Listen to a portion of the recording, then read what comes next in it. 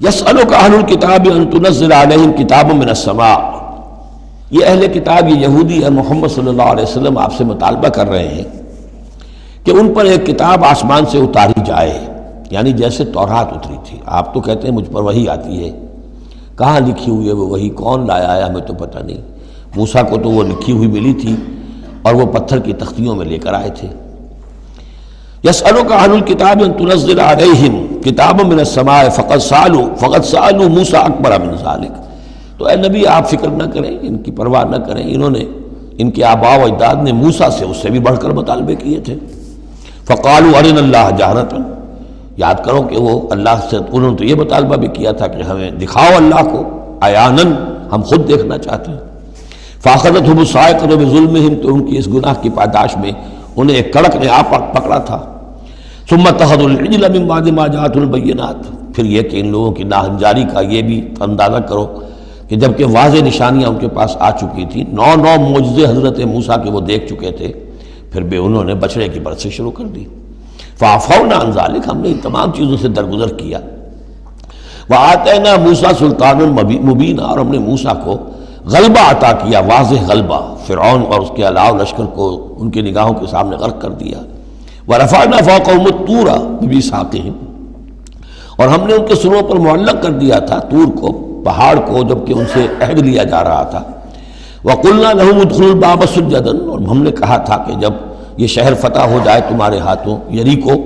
تو اس میں داخل ہونا تو سروں کو جھکا کر۔ وقلنا لهم لا تعدوا في السبت، اور ہم نے ان سے یہ بھی کہا تھا کہ سبت کا، ہفتے کا جو قانون ہے اس میں حد سے تجاوز نہ کرو۔ وَأَخَذْنَا مِنْهُمْ مِيثَاقًا غَلِيظًا، اور ہم نے ان تمام باتوں کے ان سے بڑے گاڑھے قول و قرار لیے تھے، بہت گاڑھے معاہدے کیے تھے۔ فَبِمَا نَقْضِهِمْ مِيثَاقَهُمْ، اب یہاں ان کے کچھ جرائم کی فہرست آ رہی ہے، اور یہاں یوں سمجھیے کہ مبتدا ہی کی تکرار ہو رہی ہے، اس میں جو خبر ہے وہ گویا کہ وہ محذوف ہے۔ یوں پہلے اگر سمجھ لیں گے تو بات یوں بنے گی، فَبِمَا نَقْضِهِمْ مِيثَاقَهُمْ لَعَنَّاهُمْ، تو انہوں نے جو ہمارے میثاق کو توڑا اور توڑتے رہے، جو بھی وعدے کیے تھے، ہم نے ان پر لعنت کر دی بس۔ لیکن یہ لعناہم اتنی واضح بات تھی کہ اس کو کہنے کی ضرورت نہیں آئی، بلکہ اور ان کے جرائم کی فہرست بیان ہو رہی ہے۔ فبما نقضهم ميثاقهم وكفرهم بآیات اللہ، اللہ کے آیات کے انکار کے سبب سے، وقتلهم الانبیاء بغیر حق، اور ان کا انبیاء کا قتل کر دینا بغیر حق، وقولهم قلوبنا غلف، اور ان کے اس کہنے کی پاداش میں کہ ہمارے دل تو غلافوں میں بند ہیں۔ بل طبع اللہ علیہا بکفرہم، بلکہ حقیقت یہ ہے کہ اللہ نے ان کے اوپر مہر کر دی ہے ان کے کفر کے باعث۔ فلا یؤمنون الا قلیلا، ہاں واقعتاً اب وہ ایمان نہیں لائیں گے مگر بہت ہی شاذ۔ وبکفرہم وقولہم علی مریم بہتانا عظیما، اور بسبب ان کے اس کفر کے جو انہوں نے کیا اور جو انہوں نے مریم پر ایک بہتان عظیم لگایا، حضرت مریم سلام علیہا پر بہتان یہ لگایا کہ یہ زنا کیا ہے، اور یہ یوسف نجار کا بیٹا ہے یہ مسیح۔ اگرچہ ان کے روایات کے مطابق یہ ہے کہ ان کی نسبت تھی، یوسف نجار بڑھئی تھے ایک، ان کے ساتھ حضرت مریم کی نسبت ہو چکی تھی، لیکن وداعی نہیں ہوئی تھی، لیکن وداعی سے پہلے ہی ان کے مابین تعلق ہوا اور یہ بیٹا ہو گیا، تو یہ تو پھر ولد الزنا ہوا۔ یہ تھی اتنی بڑی بات تھی جو وہ کہتے ہیں، اور اس کو باقاعدہ پکچرز بنا کے امریکہ میں چلاتے ہیں۔ سن آف مین، تم جسے سن آف گاڈ کہتے ہیں وہ سن آف مین ہے۔ اب سن آف مین جو ہے اس کو سمجھ لیجئے کہ اس کا مطلب کیا ہوا پھر، کہ آؤٹ آف ویڈ لاک کی تو آخر ہوا نا، اس کا جو پیدا ہوا اگر حضرت مسیح، تو وہ صحیح جائز ولادت سے تو نہ ہوا اگر انسان کا بیٹا ہے۔ بہرحال اتنے بڑے بڑے بہتان لگائے۔ وَبِكُفْرِهِمْ وَقَوْلِهِمْ عَلَىٰ مَرْيَمَ بُهْتَانًا عَظِيمًا وَقَوْلِهِمْ إِنَّا قَتَلْنَا الْمَسِيحَ عِيسَى ابْنَ مَرْيَمَ رَسُولَ اللَّهِ، اور بسبب ان کے یہ کہنے کہ ہم نے قتل کیا مسیح کو، عیسیٰ ابن مریم کو، رسول اللہ، اللہ کے رسول کو۔ یہ رسول اللہ ان کا لفظ نہیں ہے، یہ اللہ کی طرف سے سائن آف ایکسکلیمیشن کے ساتھ۔ اچھا، ان کا دعویٰ یہ ہے کہ انہوں نے اللہ کے رسول کو قتل کیا، جبکہ رسول تو قتل ہو ہی نہیں سکتا۔ کتب اللہ لأغلبن انا ورسلی، یہ تو اللہ کا فیصلہ ہے، طے شدہ لکھا ہوا ہے کہ میں اور میرے رسول تو غالب آ کر رہیں گے۔ تو ان کی تو یہ جرتیں ہیں کہ یہ سمجھتے ہیں کہ انہوں نے اللہ کے ایک رسول کو قتل کیا ہے۔ وما قتلوہ وما صلبوہ، ہرگز انہوں نے قتل نہیں کیا، نہ اسے سولی دی۔ ولیکن شبہ لہم، بلکہ اس کی شبیہ بنا دی گئی ان کے لیے، صورت بنا دی گئی، مشابہت کر دی گئی اس کے ساتھ ان کے لیے، کہ انہوں نے جس کو سمجھا ہے کہ وہ مسیح ہے، وہ مسیح نہیں تھا، وہ مسیح کی جگہ کوئی اور تھا، جو انجیل برنباس سے معلوم ہوتا ہے کہ جوڈاس اسکیریوٹ جو کہ حواریین میں سے ایک تھا، ویسے اس کی نیت اور تھی، بد نیتی نہیں تھی، وہ ایک لمبی بات ہو جائے گی، اس کا وقت دورہ قرآن میں نہیں ہے، نیت اس کی کچھ اور تھی، لیکن اس نے گرفتار کرایا تھا، اور اس گرفتاری کے پاداش میں پھر اللہ تعالیٰ نے اس کی شکل جو حضرت مسیح کی بنا دی، اور حضرت مسیح کی جگہ وہ پکڑا گیا اور سولی چڑھا۔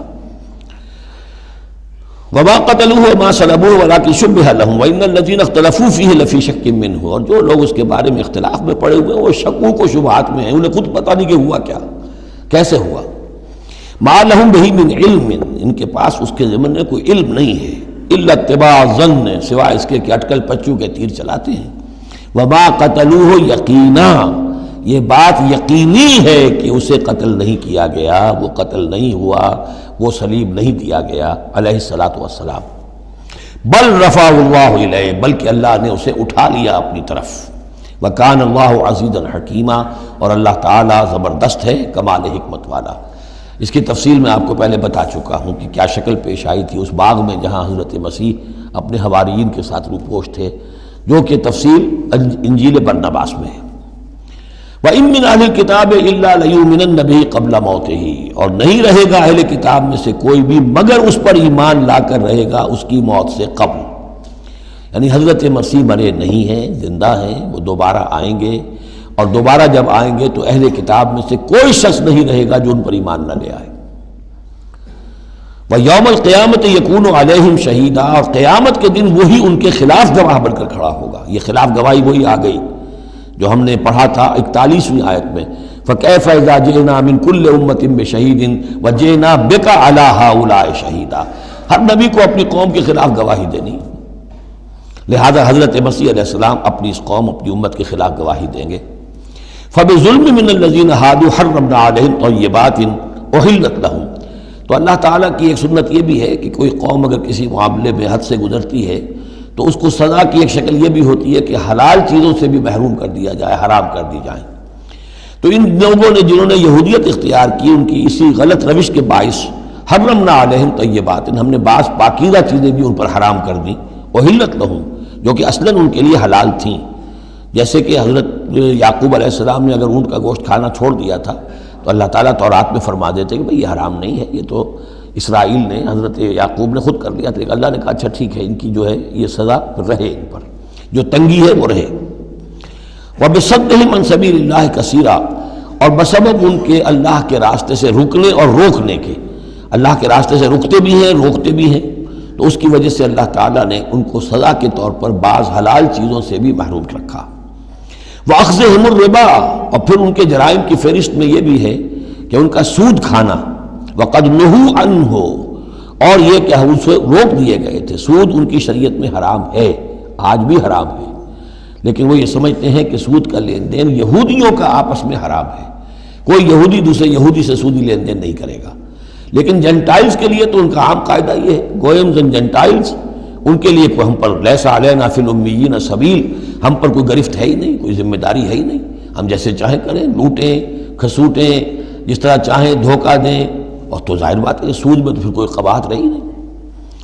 وَأَخْذِهِمُ الرِّبَا وَقَدْ نُهُوا عَنْهُ وَأَكْلِهِمْ أَمْوَالَ النَّاسِ بِالْبَاطِلِ، اور بسبب ان کے لوگوں کے مال ناحق ہڑپ کرنے کے، وَأَعْتَدْنَا لِلْكَافِرِينَ مِنْهُمْ عَذَابًا أَلِيمًا، اور ان میں سے جو کافر ہیں جنہوں نے اب کفر کی بھی روش اختیار کر لی ہے، ان کے لیے ہم نے بہت دردناک عذاب تیار کر رکھا ہے۔ لَٰكِنِ الرَّاسِخُونَ فِي الْعِلْمِ مِنْهُمْ وَالْمُؤْمِنُونَ، لیکن جو لوگ ان میں سے پختہ علم والے ہیں، جیسے عبداللہ ابن سلام رضی اللہ تعالی عنہ، اور اہل ایمان جو ہے، جو محمد پر ایمان لائے ہیں صلی اللہ علیہ وسلم، یؤمنون بما انزل الیک وما انزل من قبلک، وہ تو ایمان رکھتے ہیں اس پر بھی جو اے نبی آپ کی طرف نازل کیا گیا، اور اس پر بھی کہ جو آپ سے پہلے نازل کیا گیا۔ والمقیمین الصلاۃ، وہ تو نماز کے قائم کرنے والے ہیں، والموتون الزکاۃ، اور زکوٰۃ کے ادا کرنے والے ہیں، والمؤمنون باللہ والیوم الآخر، اور ایمان رکھنے والے ہیں اللہ پر بھی اور یوم آخر پر بھی۔ اولئک سنؤتیہم اجرا عظیما، یہ وہ لوگ ہیں کہ جنہیں ہم اجر عظیم عطا فرمائیں گے۔ یہاں بھی آپ دیکھ رہے ہیں کہ ابھی تھوڑی سی گنجائش رکھی جا رہی ہے کہ اہل کتاب میں سے بھی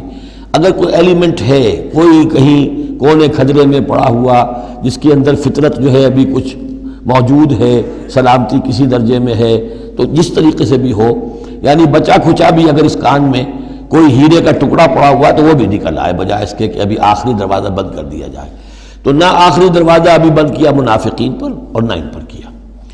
لیکن راسخون فی العلم منہم، اب ان میں سے اشارہ کر دیا گیا کہ ان میں سے بھی کچھ ہو سکتے ہیں۔ باقی اہل ایمان کی روش تو یہ ہے ہی، والمؤمنون یؤمنون بما انزل الیک وما انزل من قبلک والمقیمین الصلاۃ والمؤتون الزکاۃ والمؤمنون باللہ والیوم الآخر اولئک سنؤتیہم اجرا عظیما۔